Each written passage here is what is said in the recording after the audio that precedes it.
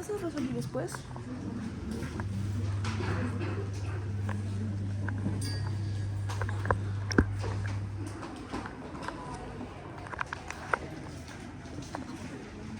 Supongo, no sé.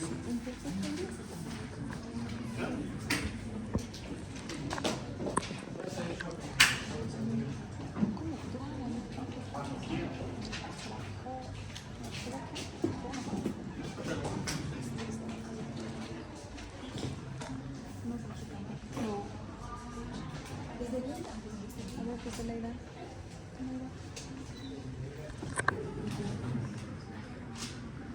Pero graba por si acaso. Ya, grábalo así. Sí, ya. Eso fue eso. Pero luego ay, perdón, no olvidaba.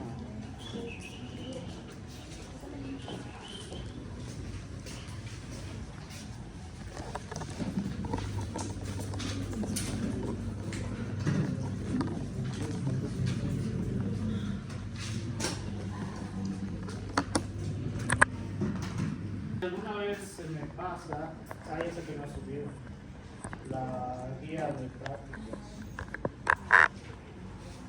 La guía de prácticas no subió. Ustedes pasan el martes, ¿verdad? Sí, pasan.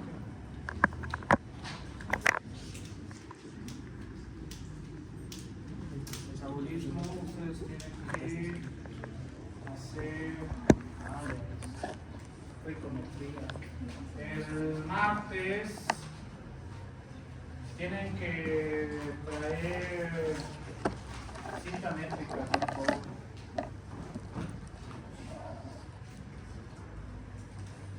Si acaso es el que utilizan los sastres, ustedes están trayendo el flexor, van a lastimar o van a cortar a alguien como ya pasó antes.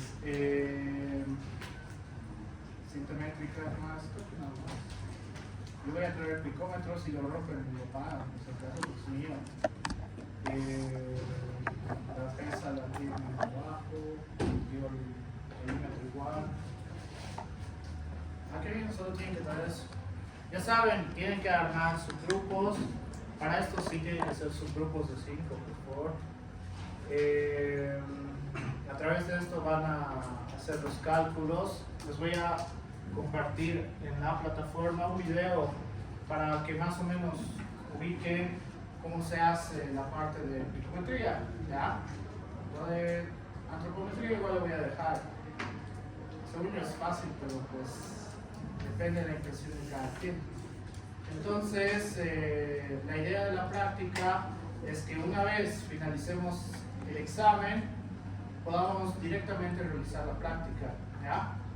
No demorarnos tanto en explicar. Para eso es la guía de prácticas, etcétera, etcétera. ¿Algo más? Creo que nada más. Creo que no. Y si me acuerdo, les voy a decir a través del grupo. Entonces, dentro de la fisiología relacionada con el endocrino, tenemos que aprender qué es el eje hipotálamo-hipófisis glandular, ¿ya? El eje hipotálamo-hipófisis glandular, que es uno de los sistemas, o está relacionado directamente con el sistema endocrino, en la cual el eje tiene un control y regulación a través de las diferentes hormonas, en las cuales vamos a empezar el estímulo a través de la parte hipotalámica, en la cual vamos a tener áreas de producción de hormonas hipotalámicas, que estos estímulos van a ir a través del plexo capilar primario del sistema porta, relacionado con las venas portas hipofisiarias, en las cuales vamos a ver dos diferentes estímulos que van a ser hacia la adenohipófisis y hacia la neurohipófisis, ¿ya? En la cual el plexo capilar primario del sistema porta, este sí está relacionado con la hipófisis, con la adenohipófisis, y en la adenohipófisis vamos a tener otras hormonas, estas ya llamadas hormonas hipofisiarias, las cuales también van a ser precursores para directamente ir hacia las diferentes glándulas, ¿ya? Es decir, El eje hipotálamo-hipófisis glandular funciona así. El primer estímulo que vamos a tener es a través de la parte hipotalámica, el segundo estímulo que vamos a tener es hacia la parte hipofisiaria y el último estímulo que vamos a tener para la producción final de las hormonas va a ser hacia una glándula como tal. Pero en fisiología de Guyton refiere que hay algunas hormonas que no van a tener un sitio glandular en específico o que el eje hipotálamo-hipófisis no actúa directamente hacia la parte glandular, ¿ya? ¿Cuál es el que no actúa a través del eje? Va a ser las hormonas del páncreas endocrino. ¿Cuál va a ser el que no tiene un sitio glandular como tal? La hormona del crecimiento, ¿ya? Mientras que todas las demás sí van a estar directamente relacionadas con el eje hipotálamo-hipófisis glandular. Por el cual, en la parte de la neurohipófisis, ahora sí lo voy a cerrar, ya está un poco más fresco y ahí la ventana abierta. En la parte de la neurohipófisis vamos a ver que tenemos dos núcleos relacionados con el hipotálamo, que va a ser el núcleo paraventricular y el núcleo supraóptico, los cuales estos no van a ir a través de la red vascular, ¿ya? Sino que la producción, el estímulo nervioso que vamos a tener a través de la producción de hormonas hipotalámicas va a ir también a través de un estímulo nervioso para la formación de hormonas a nivel de la neurohipófisis, ¿ya? Este va a utilizar el haz hipotalámico hipofisiario, es decir, ahí yace la diferencia que vamos a tener entre la adenohipófisis y la neurohipófisis, que principalmente va a estar relacionado con el estímulo, ¿ya? Porque uno netamente vamos a necesitar hormonas vamos a necesitar de hormonas que van a ayudarnos a la formación de hormonas a nivel hipofisiario, a nivel glandular, mientras que en el caso de la neurohipófisis no funciona de esta manera, sino que directamente vamos a tener el estímulo hacia la neurohipófisis, en los cuales vamos a tener la capacidad de formación de hormonas a través de la neurohipófisis, ¿ya? Esas son las dos diferencias más importantes que vamos a tener relacionado con la neurohipófisis y la neurohipófisis, por el cual tenemos que hablar de las hormonas hipotalámicas y las hormonas hipofisiarias. Lo que yo necesito que ustedes aprendan, porque creo que es lo más difícil entre comillas, solo es un poquito de lógica. Número 1, aprendernos cuándo es una hormona liberadora o cuándo es una hormona inhibidora, ¿ya? ¿Por qué? Lo que les comentaba hace un momento, que en la parte hipotalámica tenemos la formación de hormonas, pero que estas van a ser precursoras para las hormonas que vamos a formar a nivel de la hipófisis. Entonces eso significa que tenemos hormonas liberadoras y hormonas inhibidoras. En este caso, a nivel hipotalámico vamos a tener la hormona liberadora de tirotropina, la hormona liberadora de gonadotropina, la hormona liberadora de corticotropina y la hormona liberadora de hormona del crecimiento, a la par la hormona inhibidora también de la hormona del crecimiento, ¿ya? Y también vamos a tener la hormona inhibidora de la prolactina, pero ¿por qué esto es tan importante? Recordar los nombres y no las siglas, ¿ya? Porque vamos a poder recordar dónde es el sitio de acción de la hormona hipotalámica, a nivel de la hipófisis, en la cual la hormona liberadora de tirotropina va a tener sitio de acción en las células tirotropas, ¿ya? Para la formación de TSH, mientras que la hormona liberadora de gonadotropina vamos a tener sitio de acción en las células gonadotropas para la secreción de hormona folículo estimulante y hormona luteinizante. La corticotropina vamos a tener sitio de acción hacia las células corticotropas para la formación de ACTH. La hormona liberadora de crecimiento acá vamos a tener, que es la única diferente, hacia las células somatotropas, ¿ya? Para la formación de hormona de crecimiento. Entonces, por eso es importante recordar el nombre de la hormona como tal, ¿ya? Porque solamente van a recordar las siglas y ya no les va a ayudar a entender cómo funciona esta parte. Entonces, llegamos al nivel de la hipófisis, en la cual vamos a tener las diferentes células como tal, que van a ser las somatotropas, las corticotropas, tirotropas, gonadotropas, y al final también relacionado con la prolactina, las lactotropas y las mamotropas, ¿ya? En la cual las somatotropas van a estar relacionadas con la formación de somatotropas. No, la hormona del crecimiento, ¿ya? Esa es la única diferente que vamos a encontrar en este aspecto relacionado con el hipotálamo y la hipófisis. Las corticotropinas, esta sí va a estar relacionada con la ACTH, ¿ya? Las tirotropas con la hormona estimulante de la tiroides, las gonadotropas con dos tipos de hormonas que van a ser la hormona folículo estimulante y la hormona luteinizante. ¿Qué significa GH? Hormona del crecimiento. Growth hormone. Growth.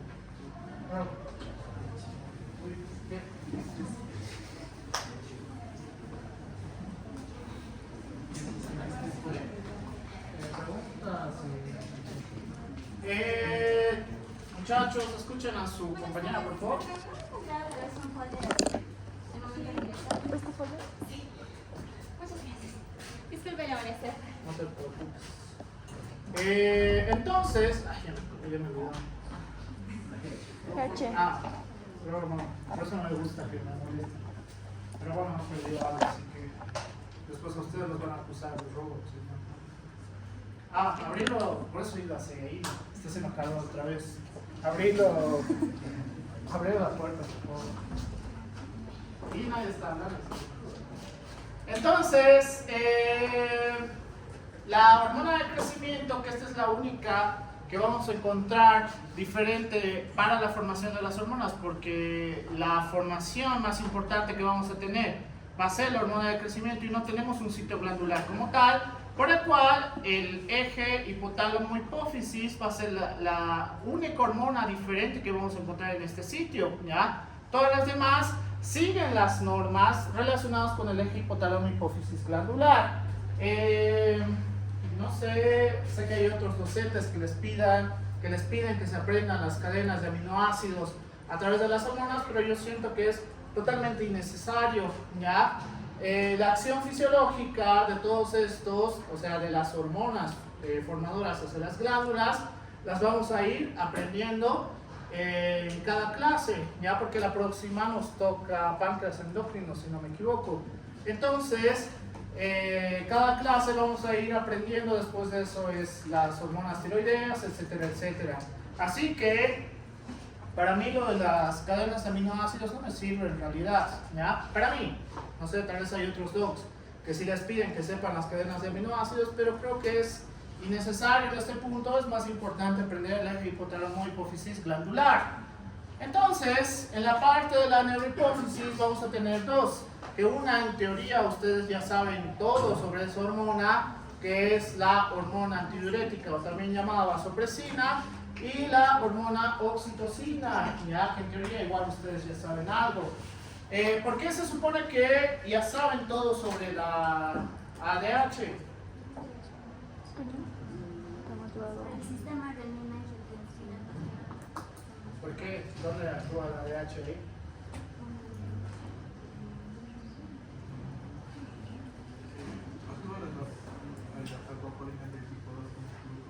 Ya, pero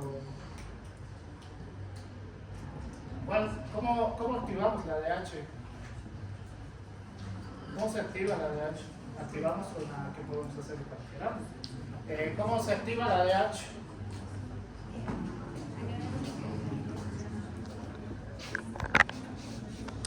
Hay dos vías, tres técnicamente, dos, las más importantes.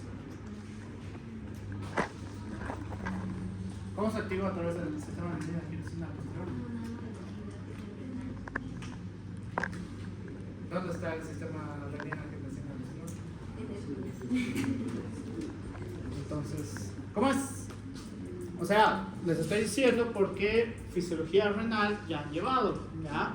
Y como han aprobado, pues saben todo respecto hacia la vasopresina.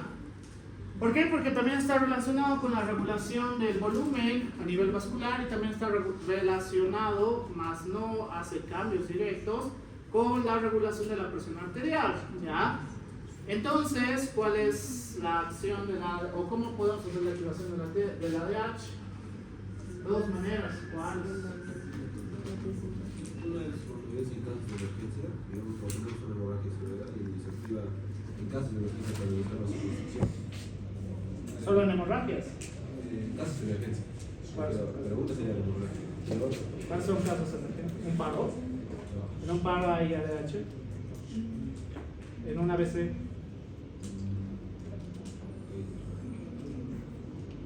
Tienes que ser un poquito más claro. No está mal lo que me has dicho, pero tienes que ser un poquito más claro en tus conceptos.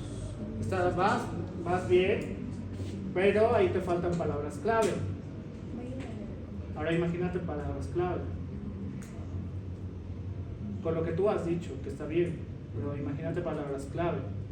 Tal vez cuando hay un shock, por ejemplo.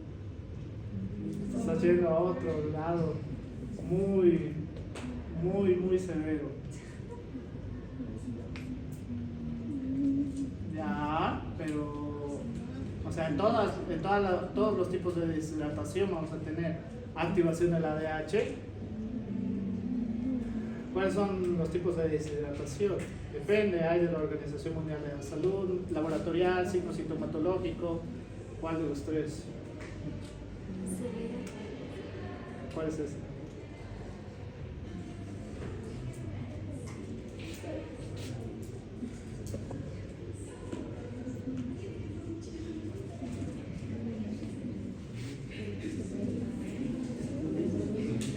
Disminución del volumen, en la cual, del volumen sanguíneo me refiero, o volumen plasmático, en la cual esa disminución del volumen nos lleva a una disminución de la, siempre me olvido, flujo plasmático renal, ¿ya?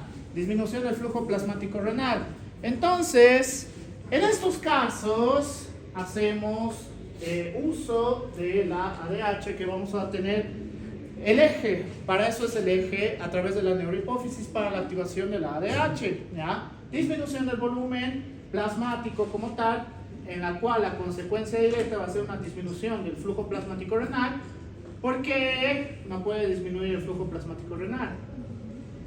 ¿Por qué?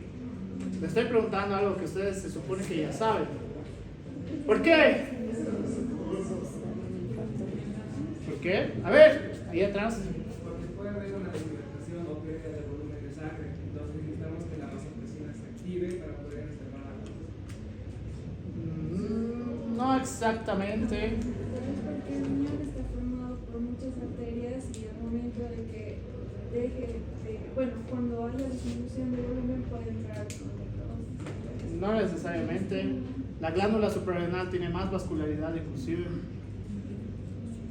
más importante para que se active las receptores pulmonares que van a estar cerca también del plasma. Ya, pero ¿cómo hacemos la activación? Eso es lo que te estoy preguntando. Está bien, pero ¿cómo hacemos? Dime. porque la neurohipófisis activa las sarcopolinas. O sea, vuelvo a lo mismo. ¿Cómo activamos? Está bien los sitios de activación que me están mencionando, pero ¿cómo?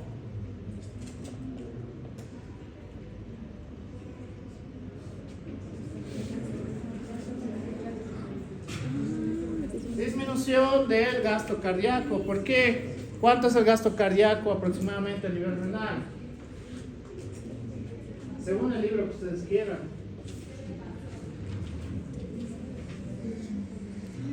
¿Cuánto es el gasto cardíaco a nivel renal? Tienen porcentajes que se Como 3, 80 no es mucho. A ver, la mayoría de libros te dice que el gasto cardíaco a nivel renal representa el 20%. En el Guyton te dice 22, no sé por qué. Bueno, hay una justificación, pero dice entre 20 y 22. Entonces, un término medio es 20%. ¿Por qué el gasto cardíaco se divide en porcentajes a través de toda la red vascular? Porque se maneja de litro por minuto. Ya. ¿Cuáles otros? O bueno, ¿cuáles son los porcentajes de los demás? Mejor no me avento ahí. No quiero renegar. Entonces, el gasto cardíaco que va a representar 20% significa que el factor de activación que vamos a tener principalmente va a estar relacionado cuando tenemos una disminución de este 20%. ¿Por qué? Porque cuando hay una disminución del gasto cardíaco a nivel renal, significa que la cantidad de oxigenación que vamos a tener a este sitio empieza a crear cambios a nivel celular, ¿ya? Por este motivo, a nivel renal esto no se puede permitir. ¿Por qué? Porque cambios abruptos nos puede llevar fácilmente a adaptabilidad celular, etcétera, etcétera, procesos inflamatorios que nos puede llevar a insuficiencia renal aguda, insuficiencia renal crónica, etcétera, etcétera, ¿ya? Por este motivo, nuestro organismo tiene la capacidad de adaptar muy rápido la parte renal para nuevamente incrementar el volumen, ya sea a través del sistema renina, angiotensina, aldosterona más la ADH, o aumentar el gasto cardíaco, ya sea a través de incrementar la frecuencia cardíaca, a través del péptido natriurético auricular, etcétera, etcétera, ¿ya? Entonces, así va a funcionar la parte de la ADH, ya sea por una disminución del volumen que nos da una disminución del flujo plasmático renal o la disminución del gasto cardíaco. Entonces, por este motivo tenemos que tener mucho cuidado con el cuidado renal, ¿ya? ¿Por qué? ¿O cómo podemos cuidar nuestros riñones? Ya, suena absurdo, pero es la recomendación más importante que vamos a tener. La parte de una correcta hidratación, ya según el agua corporal total, que también han debido llevar de cada persona, ¿verdad? Porque eso es fisio 1. Entonces, dependiendo del agua corporal total de cada persona, tenemos una indicación del consumo de agua que deberíamos tener. ¿Cuál es?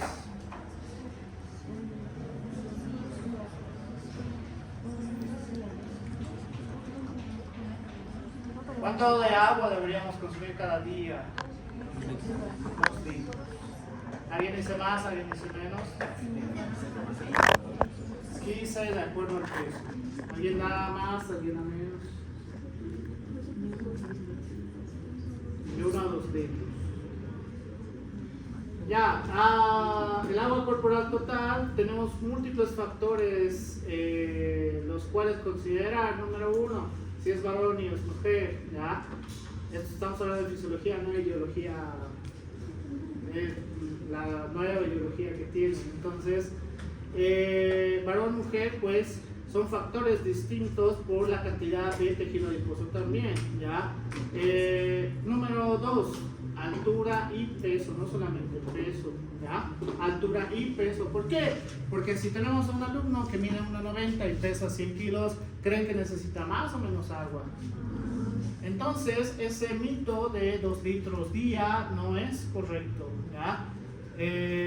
Los colegas del pasado lo han usado como un término medio porque era lo más fácil, porque incluso en el Guyton te dice, el término medio para el Guyton es un paciente que mida 1,70 hasta 1,75 y que pesa 70 kilos, ¿ya?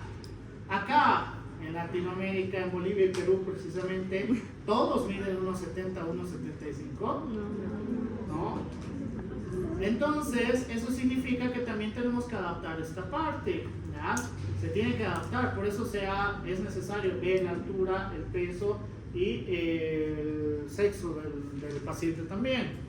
¿Por qué? Porque si tú le das menos cantidad de líquido de lo que en realidad necesita, entonces también nos puede llevar a una disminución del flujo plasmático renal por un proceso de deshidratación. Si tú le das más a una persona que, qué sé yo, necesita 1,8 litros día y le estás dando 3 porque así lo has visto con el Jim Bro de TikTok, entonces también nos puede llevar a un incremento del flujo plasmático renal, que esto va a acelerar el proceso funcional y puede llevarnos también a un fallo renal, ¿ya? Es decir, cualquiera de los dos extremos no son buenos, los extremos no son buenos, por si acaso. Y la oxitocina, que es decir, lo vamos a llevar en la parte de embarazo y lactancia, ¿ya? En teoría saben cómo funciona. ¿Por qué digo en teoría? ¿Por qué digo en teoría? Porque se supone que han debido tocar el tema en embriología, ¿ya? Entonces, los conceptos base que tienen les va a ayudar a tener una idea mucho más clara cuando ya llevemos la parte hormonal de embarazo y lactancia, que es difícil. Entonces, el Guyton nos refiere que el eje hipotálamo-hipófisis glandular va a ser muy importante. La parte de los estímulos que vamos a tener a través de los diferentes núcleos a nivel hipotalámico, estos van a llegar relacionado con la adenohipófisis, hacia la parte vascular, mientras que en la parte de la neurohipófisis a través de solamente estímulos, ¿ya? Para la formación hormonal como tal. Entonces, siempre me olvido esa parte. Entonces, algo que tenemos que recordar, y lo voy a relacionar un poquito con anatomía clínica, es que en el Guyton nos menciona que cuando tenemos células capaces de parecerse a células hipotalámicas en sus diferentes núcleos o a células en la adenohipófisis, estos también van a tener la capacidad de estimular la formación de hormonas directamente para la formación hipotalámica, que más adelante vamos a ver cómo funciona, para mayor formación de células a nivel de la adenohipófisis, o toda la parte normal en la parte hipotalámica, y que una formación de un tumor es patología tumoral, esas son las palabras correctas, patología tumoral, las cuales estas células sean similares a las que encontramos, digamos, las tirotropas. Entonces vamos a tener una formación directa, ¿ya? En la cual dentro de la anatomía clínica, por eso van a empezar a ver la diferencia entre afecciones primarias, secundarias y terciarias, ¿ya? En la cual las primarias van a estar directamente relacionadas con la parte glandular, ¿ya? Mientras que las secundarias van a estar relacionadas con la parte hipotalámica y la parte hipofisiaria. Entonces, por esto, la fisiología es muy importante recordarlo, ¿ya? Es muy importante recordar toda esta parte. Entonces, dicho esto, ahora que hemos hablado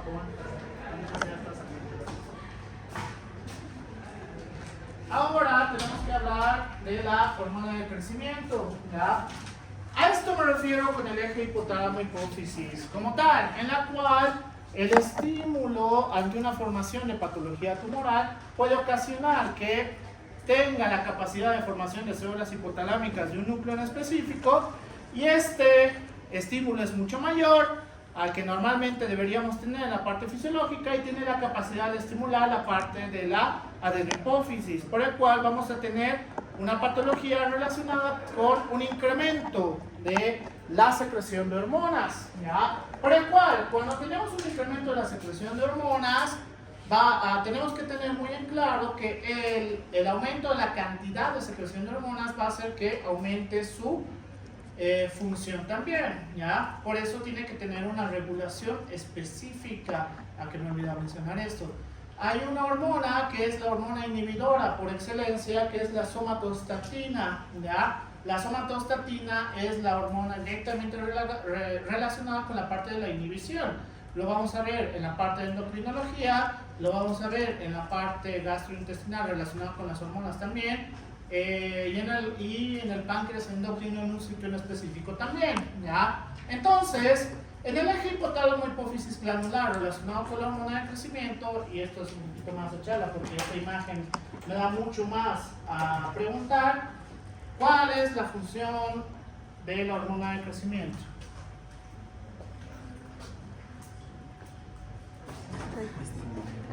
¿Cuál es? A ver. Hacer un crecimiento lineal tanto en la Ya, la hormona del crecimiento, una de sus funciones es justamente ayudarnos al crecimiento lineal. Ya, eso está perfecto. Pero, eso no les había dicho en estas 2 semanas. Tengo posgrado de medicina del deporte, por si acaso, ya estoy 3 años con medicina del deporte. Estoy con el doctor Valdivia en el Club Bolívar también. Entonces, sé bastante lo de medicina del deporte, así que la parte hormonal está directamente relacionada también con la parte de medicina del deporte. Por si acaso, medicina del deporte no es que solamente veo futbolistas y cosas por el estilo, sino que medicina del deporte está relacionado que cualquier persona sana o con patología podamos identificar cuál es la actividad física que puede realizar, ¿ya? O inclusive posoperados, obviamente haciendo una relación a lo que indique su médico de base, ya sea el traumatólogo, el cirujano, etcétera, etcétera. Medicina del deporte pues tiene esas siglas porque antes solamente lo utilizaban para deportistas, ya, solamente lo utilizaban para deportistas. Ahora no, la idea es que todas las personas, porque en algún momento les ha debido ocurrir que hacen alguna, qué sé yo, voy a correr toda la cuadra de la universidad de 8 a 9 de la mañana y voy a perder 20 kilos. Y resulta que no pierden ni 1 kilo en 2 meses, ¿ya? Este tipo de cosas es también lo que vemos, porque cada cuerpo es diferente por diferentes causas. Entonces, eso relacionado con el trabajo, por eso a veces no les presto atención, sobre todo fines de semana porque también trabajo, pues la mayoría de partidos son fines de semana, entonces tengo que estar viendo estos diferentes aspectos igual, por un doc. Entonces, dicho ya eso para que me dejen de preguntar por favor. Entonces, la hormona del crecimiento, una de las funciones principales que vamos a tener va a ser justamente el crecimiento lineal, que el principal estímulo va a ser a través de los huesos largos, ¿ya? Es decir, la hormona del crecimiento no es que de repente te vas a ver como, no sé, esos fisiculturistas en TikTok, te vas a ver enorme, no funciona de esa manera, sino que la forma de alargamiento que vamos a tener es a través de los huesos largos, que eso ya en anatomía les han debido enseñar, ¿no ve? Entonces, eso significa que la hormona de crecimiento nos va a ayudar a ser mucho más grandes, sí, pero ¿cuál es el factor determinante para tener una altura aproximada, no estática, aproximada?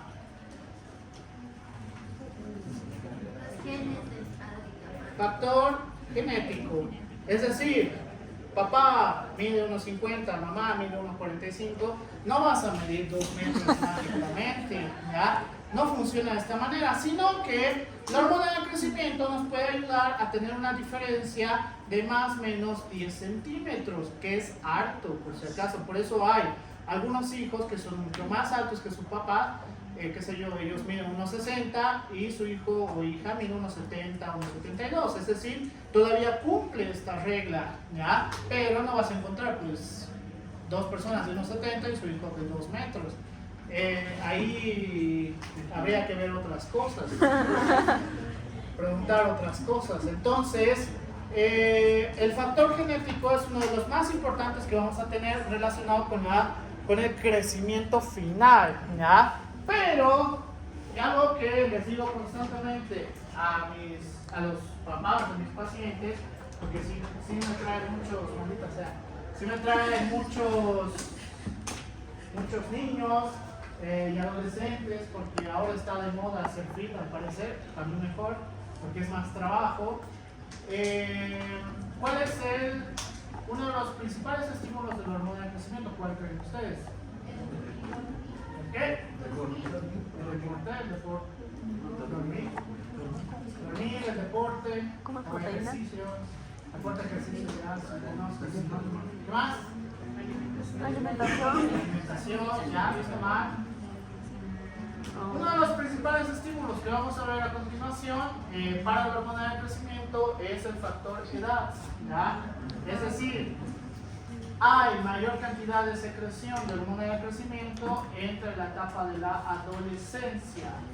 Más cantidad, no me refiero que cuando ya tengan 80 años, pues ya no tienen nada de secreción de hormona de crecimiento. La hormona de crecimiento continúa teniendo efecto hasta el final de sus vidas, solamente que la hormona de crecimiento va a empezar a disminuir la cantidad efectiva que vamos a tener a través de sus diferentes funciones mediante vaya avanzando la edad, ¿ya? El pico más alto que vamos a tener va a ser en la etapa de la adolescencia, ¿ya? Por si acaso. O sea, ya nadie tiene su pico más alto de hormona de crecimiento en este curso. Por si acaso. Entonces, dentro de la hormona de crecimiento también tenemos que ver otros aspectos relacionados con la parte de la inhibición. Que esto sí es lo que yo trato de aconsejar a mis diferentes pacientes. Porque si logramos que llegue a un pico muy alto la hormona de crecimiento, no solamente nos va a ayudar al crecimiento lineal, sino que, ¿y cómo logramos el crecimiento lineal? A través de la parte ósea. Tenemos un estímulo directamente hacia las células osteógenas y condrocíticas, en las cuales aumenta la captación de aminoácidos, aumenta la síntesis de proteínas, aumenta la síntesis de ADN y ARN, aumenta el colágeno y aumenta el tamaño y número de células, ¿ya? A través de esto vamos a tener la función de un aumento lineal en la parte de los huesos largos, pero también vamos a tener dos estímulos relacionados con esto dentro de sus funciones que van a ser a través de la parte muscular. Gracias a la growth hormone tenemos la capacidad de hacer mucho más fácil hipertrofia también. Por eso los gym bros de hoy en día, no sé por qué están tan obsesionados con esto, han debido leer hipertrofia y han debido decir yo también quiero. Entonces no funciona de esta manera, por si acaso. La hormona de crecimiento, su función principal es esta. Las otras funciones que vamos a tener también nos puede ayudar a la parte de recuperación muscular e hipertrofia muscular. ¿Cómo? A través de la disminución de la captación de glucosa, aumento de la captación de aminoácidos y aumento de la síntesis de proteínas. Asociado a esto, asociado a la parte muscular, también vamos a tener una parte asociada hacia el tejido adiposo, en la cual hace que tengamos menor cantidad de tejido adiposo. ¿Por qué? Porque vamos a tener la capacidad de utilizar la energía a través de este proceso y a través de este proceso, por el cual hacemos una disminución de la captación de glucosa y un aumento de la lipólisis. Entonces, eso significa que la hormona de crecimiento nos da una explicación de por qué ustedes a sus 12 hasta 16 o 18 años, en el mejor de los casos, se veían mucho más delgados, ¿ya? Es decir, hormonalmente también está relacionado, ¿ya? Por este motivo, algo que les he comentado hace un momento, mediante vaya avanzando la edad, las funciones se van a ir reduciendo. Entonces, relacionado con lo de la anterior clase, vamos a ver que el tema de la obesidad es un factor inhibidor de la hormona del crecimiento. Entonces significa que estas dos funciones que todavía te pueden quedar hacia lo largo de la vida, porque esta ya no funcionan, ¿ya? Entonces esto va a ocurrir que tengan una mayor facilidad de acúmulo de tejido adiposo mediante más edad tengan. Es decir, por eso de primero a cuarto semestre son la fase más delgada que tienen en la universidad, y de repente a partir de quinto hasta décimo semestre pues todos estamos rellenos de amor, ¿ya? También por estas características la hormona de crecimiento va a ir reduciendo. Entonces eso significa que estas dos funciones de la hormona de crecimiento van a ser una parte de inhibición, ¿ya? Por el cual, ¿qué sería lo más adecuado para nuestro organismo para estimular la hormona de crecimiento? Ya no está mal dormir, Hacer ejercicio. el ejercicio, ¿qué más? Buena alimentación. Lo de alimentación en realidad es tener una buena cantidad de niveles de glucosa, no tanto alimentación, ¿ya? en las cuales a través de la distribución a nivel hepático tengamos la capacidad de todavía hacer un estímulo en la parte de la hormona de crecimiento. Pero vamos a tener otros factores inhibidores. Esto es lo más común. Factores inhibidores: cuando tenemos demasiada cantidad de hormona de crecimiento formada a través de la adenohipófisis, vamos a tener una inhibición a nivel hipotalámico, ¿ya? Para eso funciona el eje, para hacer una regulación. Entonces, hay una liberación de somatostatina a nivel hipotalámico, que va a ser hormona inhibidora de la hormona de crecimiento, y entonces ya no tenemos formación a nivel de la adenohipófisis, por el cual vamos a hacer un proceso de inhibición de las funciones también, ¿ya? Por ese motivo es sumamente importante recordar todo lo relacionado con la hormona del crecimiento en este aspecto, por el cual vamos a tener diferentes estímulos y diferentes factores inhibidores relacionados con la hormona del crecimiento. Primero, cosas que estimulan la hormona del crecimiento: descenso de la glucemia, descenso de los ácidos grasos libres en la sangre, que eso lo vamos a ver mucho más específico en gastrointestinal, aunque ustedes ya deberían saber. Aumento de los aminoácidos en sangre, principalmente la arginina, la inanición o el ayuno, las diferentes deficiencias proteicas, que esto ya es patológico, traumatismos, estrés, excitación, ejercicio, testosterona, estrógeno, sueño profundo, hasta estadios 2, estadios 4, principalmente estadio 4 hasta el sueño profundo. Hormona liberadora de hormona de crecimiento, obviamente, y la grelina. Ahora voy a ir paso por paso. Descensos de la glucemia. ¿Cómo podemos hacer descensos de la glucemia? Dejar de comer azúcar. Dejar de comer carbohidratos. Disminuyendo el consumo de azúcar. Ahí está un criterio erróneo. La glucemia pues no solamente va a estar relacionado con el consumo de azúcar, sino con el consumo de alimentos como tal, ¿ya? El descenso de la glucemia entonces, ¿con qué estaría relacionado? ¿Ayuno? Bien, con el ayuno. ¿Ustedes ayunan frecuentemente? Sí, ¿por qué? Ya, eso puede ser una cosa, no hay dinero. No hay nada que hacer en ese aspecto, pero la mayoría de ustedes, ¿por qué ayunan? Ya, pero ¿por qué las clases? ¿Por qué no se levantan a las 5 de la mañana? No. No llego al estadio. Porque no tienen una capacidad adecuada de organización, es decir, técnicamente podrían alimentarse en una hora adecuada para evitar el descenso de la glucemia por el ayuno. Pero ustedes pues se levantan a las 7, supongamos que 7:30, se levantan a las 7 de la mañana, para llegar aquí necesitan 20 minutos, entonces tienen que acelerar y medio se peinan y medio se arreglan, y entonces llegan a la universidad 7:40, ¿no ven? Por el cual no les da el tiempo de hacer el consumo de alimentos. Entonces, eso significa que el ayuno puede ser un factor para estimular la hormona de crecimiento. Pues depende. El ayuno para estimular la hormona de crecimiento solamente se debería utilizar a partir de edades adultas, ¿ya? A partir de 18 años, jamás, por favor, jamás en adolescentes y mucho menos en niños. Hacer ayuno en adolescentes y en niños es criminal, no se puede hacer eso, no debe haber colegas que sugieran ayuno en pediátricos, jamás, ¿ya? Ellos que coman lo que les dé la gana, siempre y cuando no sea basura, ¿ya? Ellos tienen que comer, dime. Doctor, ¿y en caso de que la persona sea obesa? Lo mismo, adultos. En los pediátricos lo que tenemos que hacer es estimular la actividad física, ¿ya?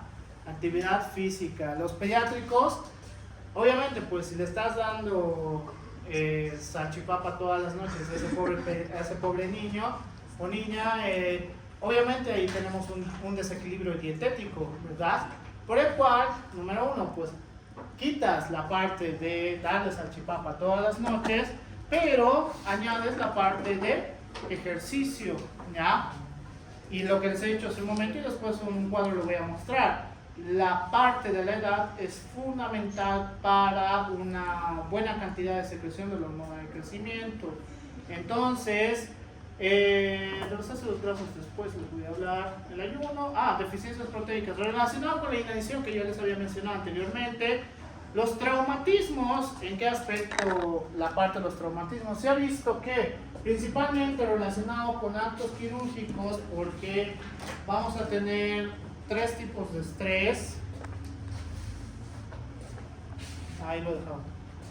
Vamos a tener 3 tipos de estrés que son... ¿Cuáles son?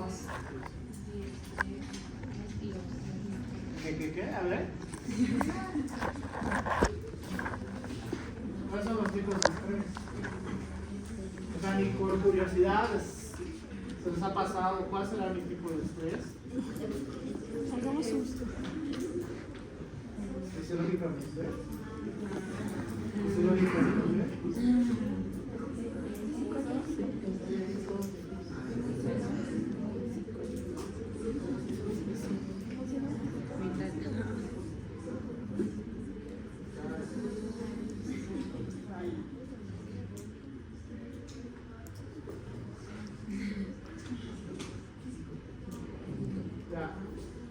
Estrés físico, estrés mental, estrés químico. Estrés físico, pues que a través de actividad física podamos crear un estrés físico o a través de traumatismos. Es decir, por ejemplo, los actos quirúrgicos son una de los mayores factores de estrés físico que podemos tener. Ya por eso, entre más difícil la cirugía, más cantidad de energía vamos a necesitar para nuestro organismo. Por eso, después de un acto quirúrgico muy severo, pierden peso, ¿ya? A eso me voy. Entonces, por eso diferenciar los tipos de estrés es sumamente importante. Estrés químico, principalmente el estrés químico está relacionado con la disminución de la glucemia, ¿ya? Con la disminución de la glucemia. Entonces, es uno de los principales estímulos para el estrés que ojalá este semestre no pase, pero cada semestre pasa que estamos en prácticas y alguien pierde el conocimiento. ¿Por qué? Porque ha tenido una disminución de la glucemia y yo no me voy a alarmar ni nada, lo voy a poner hacia un costado y voy a seguir con la práctica. Porque solo necesita un aumento de glucemia. Que eso es fácil, por si acaso lo vamos a ver igual al ver páncreas endocrino y gastrointestinal. Entonces, que este es uno de los mayores que ustedes pueden tener, que este sí tenemos que tener mucho cuidado con el estrés mental. ¿Por qué? Porque este está relacionado directamente con la cantidad de secreción de cortisol de una manera muy abrupta, que esto puede estar trastornos ansiosos, trastornos depresivos o estrés acumulado. ¿A qué me refiero con esto? Síndrome de burnout, ¿ya? En la cual las personas, principalmente en Asia, lo relacionan con el trabajador cansado. Entonces, en teoría, según los gringos, aunque los asiáticos dicen que no, según los gringos, también hay estudiantes que presentan burnout, ¿ya? Es decir, por las características de exigencia, dependiendo de la carrera, pueden presentar burnout y todo el tiempo están bajo estrés mental, ¿ya? De estos 3, el estrés mental no hace un estímulo de la secreción de hormona de crecimiento por si acaso. O sea, cuidado, estresaré a mi hermanito, va a crecer más grande. No funciona así, ¿ya? El estrés mental no hace un aumento de la secreción de la hormona de crecimiento, solamente hace un aumento de la secreción de la hormona cortisol, ¿ya? Entonces tenemos estos dos, por el cual, ¿cuál sería el más adecuado? El ejercicio. Ahora, ¿cuál es el mejor ejercicio para los pediátricos? Ahí dicen correr, ¿qué más? Básquet, natación,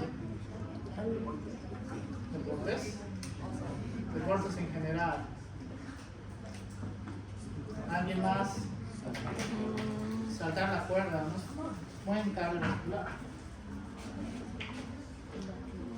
Lo que yo les digo a los papás de mis pacientes, ¿cuál es el mejor ejercicio que pueden hacer los pediátricos? El que a ellos realmente les guste, o sea, que no represente como una obligación, porque eso es uno de los conceptos que tenemos que dejar de quitar en la gran mayoría de pediátricos hacia el futuro. Por eso de adultos no les gusta hacer ejercicio, porque, qué sé yo, su papá es futbolero, vas a hacer el próximo mes y te va a gustar, ¿ya? Y resulta pues que, no sé, prefieres otra actividad física, ahí empieza a crear un estrés mental relacionado con el ejercicio, ¿ya?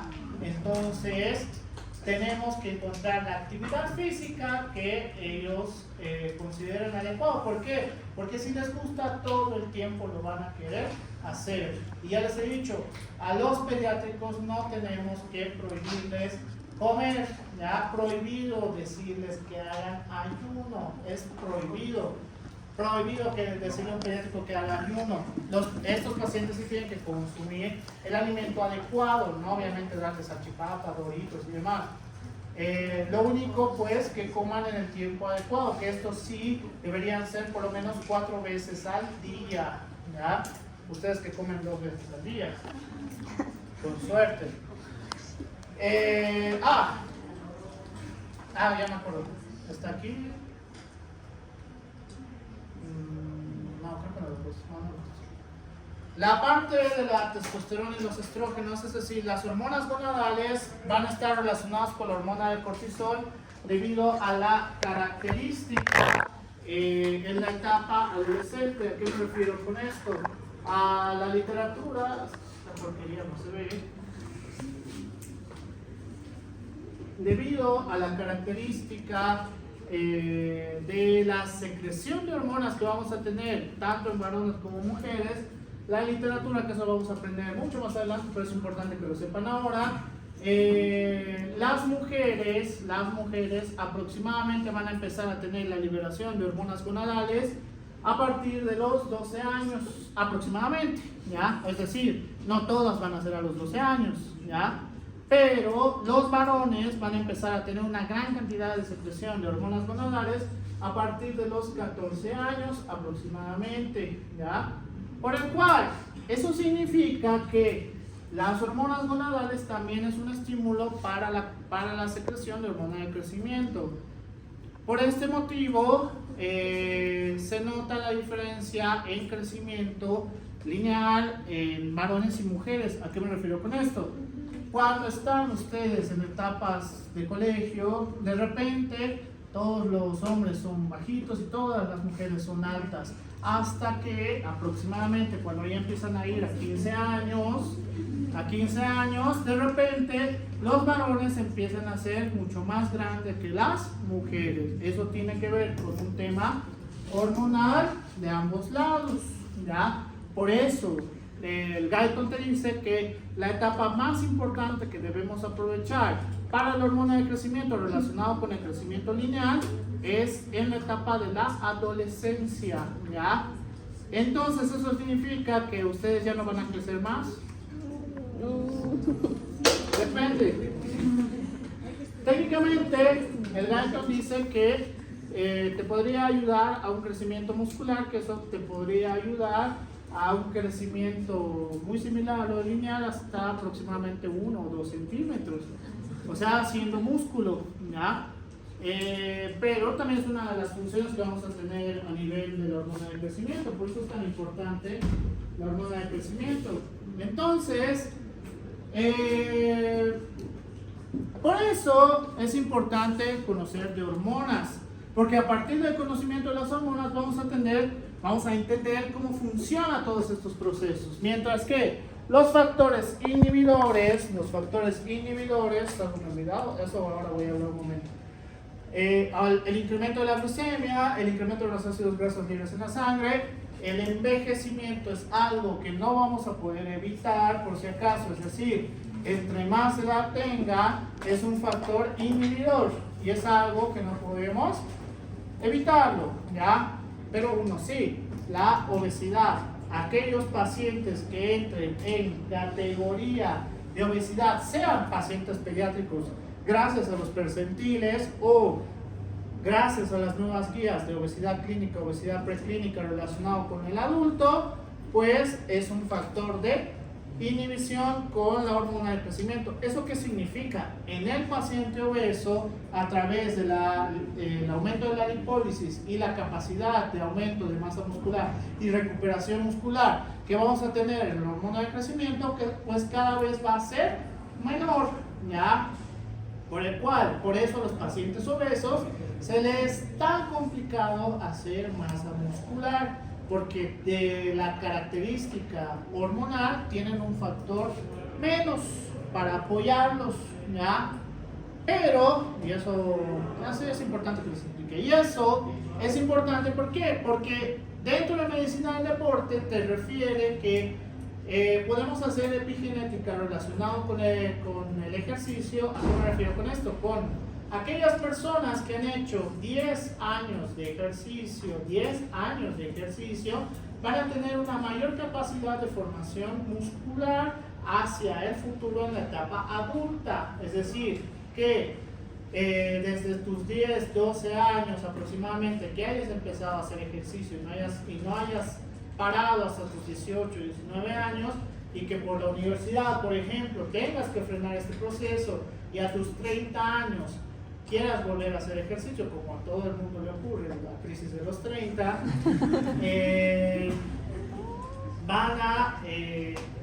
va a ser mucho más fácil en comparación a los demás que tú puedas hacer masa muscular y una disminución de la cantidad de tejido adiposo, ¿ya? Por este motivo, a ustedes, a todos mis alumnos, les digo, hagan ejercicio. ¿Por qué? Porque esto va a estar relacionado con un aumento de la secreción de hormona de crecimiento. Si bien no van a crecer, pues, pero van a tener mayor capacidad de disminución de tejido adiposo y mayor capacidad de formación muscular hacia el futuro. ¿Por qué? Porque va a haber un punto en el cual no van a poder hacer ejercicio. Por ejemplo, el internado rotatorio, que ahí difícilmente vas a poder hacer algo, o la residencia médica, que son 4 años en el mejor de los casos, ¿ya? Entonces, todas esas etapas, gracias al acúmulo de ejercicio que has podido tener, cuando ya quieras retomar el ejercicio va a ser mucho más sencillo, ¿ya? La hormona inhibidora de la hormona del crecimiento, la somatostatina, la hormona del crecimiento exógena, y ahora les voy a hablar de eso, lo he dejado aquí porque no. Factores de crecimiento similares a la insulina, que igual vamos a tener somatostatina a nivel hepático. Entonces, lo que alguna vez me han preguntado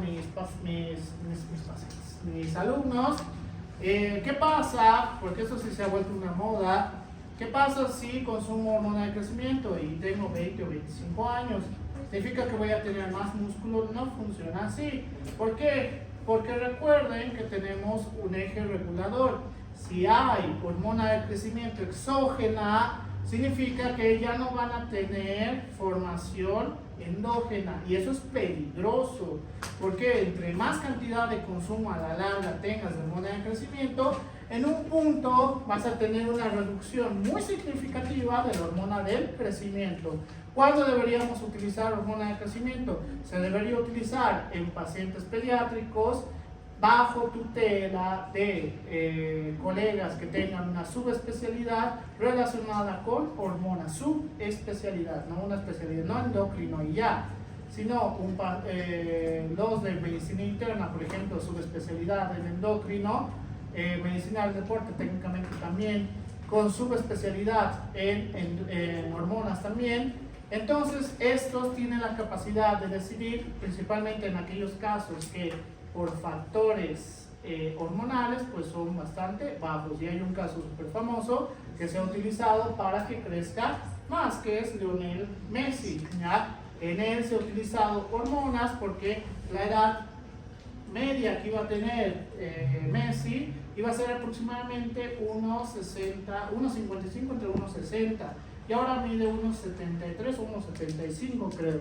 Es decir, la hormona de crecimiento funciona, pero por ejemplo, en Argentina nadie quería hacer la terapia de hormona de crecimiento porque uno, necesitas un especialista un subespecialista en este caso, y el tratamiento de hormona de crecimiento es bastante costoso, ¿ya? Entonces, esto, por favor, no sigan a los gym bros que utilizan hormona de crecimiento. Lo único que les va a causar es que ustedes mismos se hagan daño. Entonces, vamos a ver que la hormona de crecimiento va a tener diferentes picos de liberación a lo largo del día, en la cual vamos a ver que a partir de las 8 de la mañana, tenemos el comienzo de la liberación de hormona de crecimiento, ¿ya? En la cual podemos llegar a un máximo pico si utilizamos ejercicio agotador. Ya saben, para considerarse ejercicio agotador, mínimo tiene que durar 45 minutos y que cambie la frecuencia cardíaca y en algunos casos frecuencia respiratoria. Entonces, no es correr, no sé, 5 o 10 minutos y ya tengo mi ejercicio agotador. No funciona así. Tiene que tener un mínimo de 45 minutos. Entonces, a partir de esto, recién tendríamos un estímulo más allá de lo normal para la liberación de hormona de crecimiento. Pero, en caso de que no hagamos ejercicios, de todas maneras, a partir de la mañana hasta el mediodía, tenemos igual de todas maneras un aumento de la liberación de la hormona de crecimiento. Hasta que la conciliación del sueño es una de las herramientas más importantes que vamos a tener para la liberación de hormona del crecimiento. Por este motivo, la literatura te dice que deberíamos dormir un mínimo de 6 horas y un máximo de 8 horas y media, ¿ya? Acá refiere que a partir de las 5 o 6 de la mañana ya deberías empezar a hacer tus actividades para que empieces a dormir temprano, ¿ya? Para que empieces a dormir temprano, que aproximadamente te dice 10 de la noche ya deberías estar conciliando el sueño, ¿no ven? Pero como la mayoría de mis estudiantes no lo hacen, pues disminución de la cantidad de estimulación para la liberación de hormona de crecimiento. Entonces, en el caso de los pediátricos, pues que yo les recomiendo, realmente estos tienen que empezar a dormir adecuadamente, ¿ya? Porque si no, si se empiezan a desvelar como hacen sus streamers favoritos o porque a esa hora están en vivo, pues vamos a tener una disminución a la secreción de hormona de crecimiento, por el cual va a afectar con el crecimiento lineal final, ¿ya? Si bien ya tiene una altura predeterminada, aproximadamente por la genética, pues podemos reducir el estímulo si tenemos una disminución de la secreción de la hormona de crecimiento. Lo mismo aplica a ustedes, solo que no van a crecer, sino que la parte muscular y la parte del tejido adiposo también se afecta, en la cual, a través de una investigación que les he obligado a alumnos míos a hacer, se ha visto que hay una gran cantidad de alumnos que se desvelan principalmente en la etapa de exámenes, ¿ya? Eso cuando llevemos neurofisiología van a ver que eso no funciona. Con cortisol ni siquiera tengo que esperar tanto. Con cortisol van a ver que eso no funciona. Eso de desvelarse y aprender lo de un hito en una noche, pues es lo más estúpido que pueden hacer, ¿ya? Entonces, va a funcionar de esta manera la parte de estimulación, ¿ya? En la cual, pues, el estímulo a través de la parte hipotalámica va a estimular la adenohipófisis, en la cual, a través de esto, vamos a tener la liberación de hormona de crecimiento. Esta, a través de sus diferentes funciones, también causa un estímulo para mayor liberación de hormona de crecimiento, ¿ya? ¿Por qué? Porque recuerden, a través de la degradación de del tejido adiposo para la formación de ácidos grasos libres a nivel de la sangre, pues es uno de los factores estimuladores. A través de la disminución de la captación de glucosa y utilizar la energía gracias a la parte del ejercicio, etcétera, etcétera, pues también va a ser un factor estimulador. Y las etapas adolescentes para el crecimiento lineal también es un factor estimulador, pero la grelina se ha visto que también es un estímulo a través de la adenohipófisis para la secreción de hormona de crecimiento. Eso es lo que ustedes decían. La alimentación está relacionada, sí, por supuesto está relacionada, en menor medida, pero también hay que tenerlo en cuenta, ¿ya? Esto es más de lo mismo, qué raro porque puse dos veces. Más de lo mismo, estos dos. Entonces, vamos a tener alteraciones de la hormona de crecimiento, ¿ya? En la cual, eso significa que la hormona de crecimiento que te va a ayudar a un crecimiento lineal, pues directamente tenemos que ver las alteraciones a través de estas funciones. Vamos a tener dos diferentes como tal, el gigantismo y la acromegalia, ¿ya? En la cual el gigantismo, la diferencia que vamos a tener entre el gigantismo y la acromegalia es que el gigantismo vamos a tener un crecimiento lineal de toda la parte, o sea, de toda la parte física del paciente. Crece el tórax, crecen los brazos, crecen las piernas, etcétera, etcétera. Son bastante como si fueran Slenderman, ¿ya? Son altos y delgados. Mientras que el paciente con acromegalia tiene un crecimiento mucho mayor relacionado con los miembros, pero el tórax se vuelve mucho más ancho y la cara va a ser mucho más ancha también. Y acá vamos a encontrar la diferencia. Somos dos lugares en el extremo del continente. André el Gigante, que era un boxeador y luchador de lucha libre de la WWE, tenía acromegalia, tenía acromegalia, ¿ya? Vean las características de la cara. Él es Walter Tatake Kisbert, es un boxeador y luchador de lucha libre boliviano, en la cual él tenía acromegalia. ¿Cuánto medía André the Giant? 2 metros 16, creo. ¿Cuánto medía Walter Tatake? 2 metros 10, ¿ya? Entonces eran enormes estos pacientes. La característica de los pacientes con acromegalia, vean, las caras son similares. Él es gringo, él es boliviano. De todas maneras, la parte agresiva en la función hormonal que vamos a tener les va a dar esa característica, ¿ya? Mientras que en el gigante solamente va a crecer hacia lo largo y no va a tener estas características. ¿Cuál es el problema de los acromegálicos y por qué les sorprende? Bueno, lo atribuyen a la actividad física que hacían. Tienen un sinfín de problemas óseos y metabólicos, ¿ya? Tienen un sinfín de problemas óseos y metabólicos. Entonces, el problema de estas dos personas, o bueno, de los acromegálicos, es que las lesiones a nivel de la columna vertebral, más las lesiones que pueden, las alteraciones relacionadas con la probabilidad de tener diabetes mellitus tipo 2, pues son demasiado altas, ¿ya? Así que estos pacientes pues no suelen tener una vida tan larga como tal. Y el enanismo, ¿ya? En el enanismo pues es una deficiencia total de la hormona de crecimiento. No hay formación, ya sea en la parte hipotalámica o ya sea en la parte hipoficiaria. Por algún motivo, ya sea por lesiones de las células somatotropas o lesiones a nivel de la parte hipotalámica, a nivel del núcleo, pues no hay un crecimiento lineal, a pesar de que haga actividad, etcétera, etcétera, ¿ya? Por este motivo, tenemos que saber la diferencia entre las diferentes alteraciones que tenemos a nivel de la hormona de crecimiento. No sé, hasta 5:45 pasó, ¿no? 6:30. No, 5:45 era. No, creo que sí es 6:30. 4, bueno, hasta donde alcanza. Entonces, vamos a ver, estas son las alteraciones de la hormona de crecimiento más común que podemos tener. ¿Cuáles son otras alteraciones que se mencionan?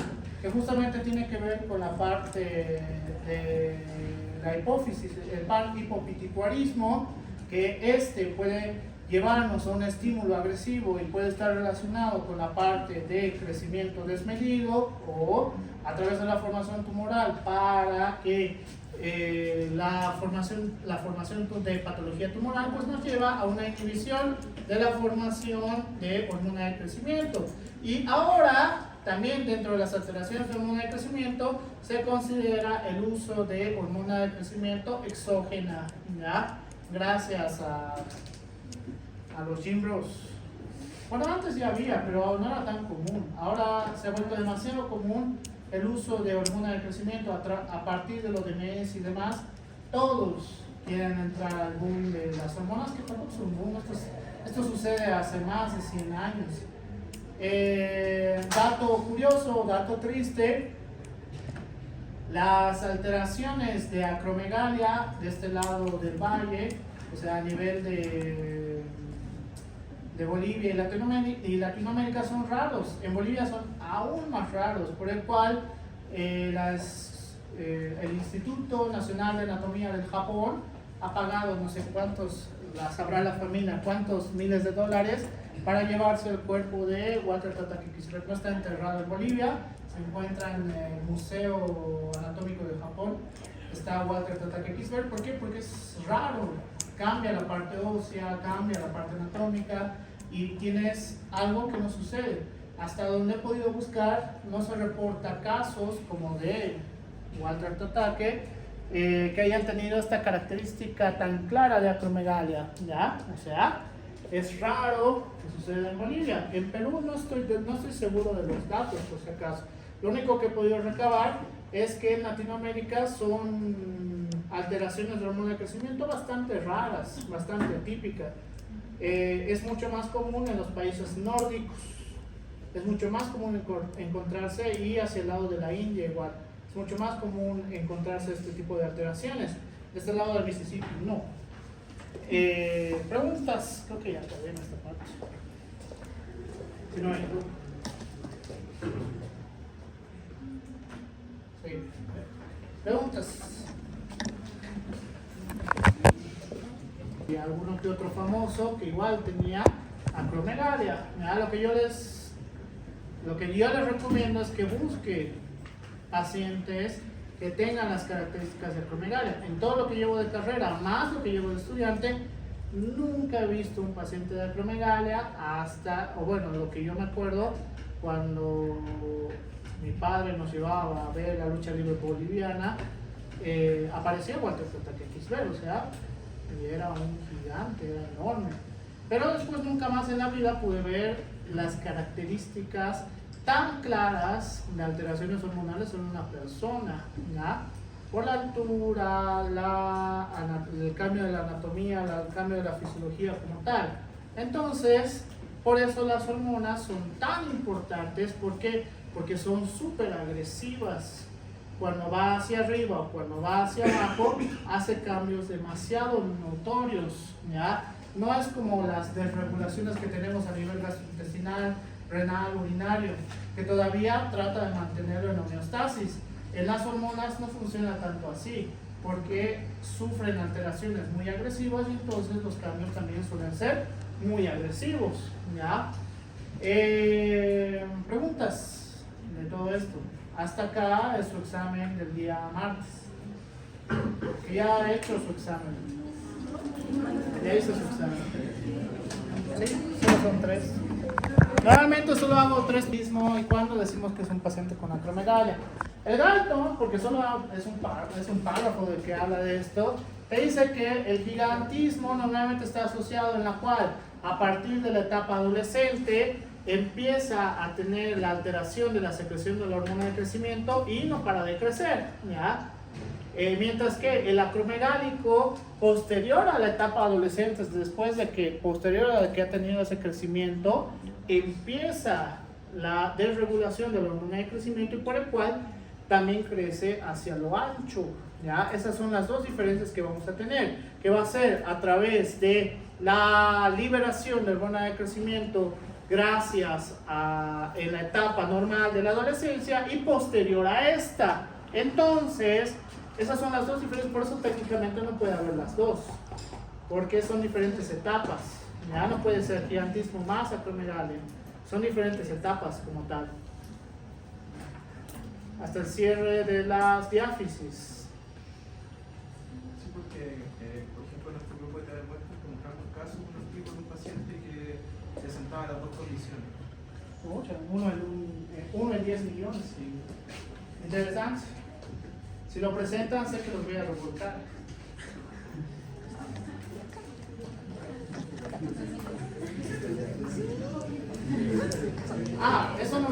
a decirles, justo más bien. ¿Cuándo empieza la disminución de la secreción de la hormona de crecimiento? Porque, o sea, se supone que siguen siendo pediátricos hasta sus 17 años con 11 meses, siguen siendo pediátricos. Entonces, la hormona de crecimiento empieza a disminuir en su secreción cuando hay el cierre de las diáfisis, ¿ya? Hay el cierre de las diáfisis y entonces cada vez hay una disminución en la secreción de la hormona de crecimiento. Eso no ocurre tanto así en el gigantismo, mientras que en el acromegálico ya hay un cierre de las diáfisis, pero por la cantidad de secreción de hormona de crecimiento empieza a haber un crecimiento lineal y también empieza a haber un crecimiento de los huesos anchos, ¿ya? Por eso tienen esa característica. ¿Qué más? Gracias por preguntar, a veces me olvido cosas. ¿Qué más? Y doctora, cuando tengamos el paciente con síndrome de Down, la hormona de crecimiento. Técnicamente, en los pacientes con síndrome de Down hay una alteración de la hormona de crecimiento, pero dependiendo las características en las alteraciones. Por eso hay una limitación en el crecimiento de la gran mayoría de estos, ¿ya? Hay una disminución por la cantidad agresiva de alteraciones que tienen. Entonces, en ellos no hay mucho que se pueda hacer. ¿Tienen hormona de crecimiento? Sí, pero no una cantidad esperada para la edad, sexo, etcétera, etcétera. Buena pregunta. ¿Qué más? Dime. En los estimulantes de la hormona del crecimiento menciona que... ¿Exógenos? No, ¿O estímulos. Ah, ya. Menciona que el aumento de aminoácidos en la sangre ayuda, como la arginina. He escuchado y hay un... La L-arginina. L-arginina, exacto. ¿Es malo, es bueno, ayuda? Ya.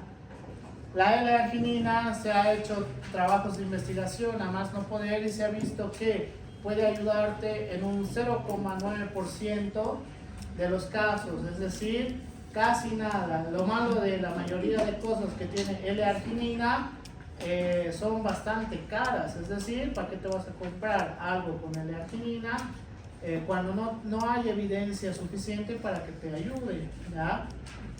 Buena pregunta relacionada con esto, porque a veces me olvido. Relacionado con medicina del deporte, que es mi rubro. ¿Qué es lo que tienen que hacer o cuál sería el suplemento para que tengan un avance mucho más significativo? ¿Cuál creen? Creatinina. Ahí dicen creatina, me has dicho. Creatinina, me has dicho. No, creatina. Creatina, ya. Ahí dicen creatina. ¿Proteína? ¿Qué más? Proteína, dice. ¿Qué más? No lo conozco. Testosterona. Ese no es un suplemento, es un fármaco. Suplementos. Solo conozco. ¿Qué? BCAAs. ¿Qué más? Aminoácidos. ¿Qué más? Ya. Se han hecho trabajos de investigación hasta hartarnos. Se han hecho trabajos de investigaciones hasta hartarnos. El suplemento que tiene una gran cantidad de trabajos de investigaciones y se ha demostrado que sí funciona para lo que te dice que funciona, que es la creatina, ¿ya? Que esta sí te puede ayudar para el crecimiento de la parte muscular, es decir, para la hipertrofia, en la cual por semana te puede ayudar a un crecimiento en centímetros de 0.2, 0.4, o sea, no es mágico. Te va a ayudar, pero de poco a poco, siempre y cuando tú hagas ejercicio, ¿ya? La proteína solamente se debería utilizar en aquellas personas que tienen un déficit proteico, que esto normalmente es en etapas pediátricas o en etapas de adultos mayores. Si eres un adulto joven o adulto como tal y estás tomando suplementos de proteína que cuestan mínimo $50 hasta $100, ¿qué es lo que tienes que hacer? Comer mejor. Es lo único que tendrías que hacer. ¿Por qué? Porque el suplemento de proteína no sirve, porque si con un pollo y su distribución dietética y proteica puedes cumplir tus necesidades, entonces es mucho más fácil. Cuando agregan suplementos proteicos, normalmente les llevan al otro lado y empiezan a engordar, ¿ya? Como si fueran pollos. Entonces no se los recomiendo, ¿ya? Todo lo demás son paparruchas, por si acaso, no funciona. Su efectividad de función de todo lo que he mencionado representa entre 0.4 hasta 2% en el mejor de los casos de evidencia que funcionen en los pacientes, demasiado bajo para lo caro que lo venden. No vale la pena, por si acaso. Lo único que yo como experto en esta área le recomendaría, si es que lo desean, tampoco es obligatorio, es la creatina, nada más. Es lo único. Ni proteína, ni las otras babosadas que usan todos los gym bros, ¿ya? Ni preentreno, ni nada de esas cosas. El mejor preentreno que pueden tener es una taza de café en la mañana, nada más. ¿Algo más? ¿Están seguros? Nada más. Ahora preguntas relacionadas con la TEA de muestro de la próxima semana, que ya comienzan ustedes. Dime. ¿Qué tienes sobre los expositores? Buena pregunta. Aunque ya lo he repetido un par de veces.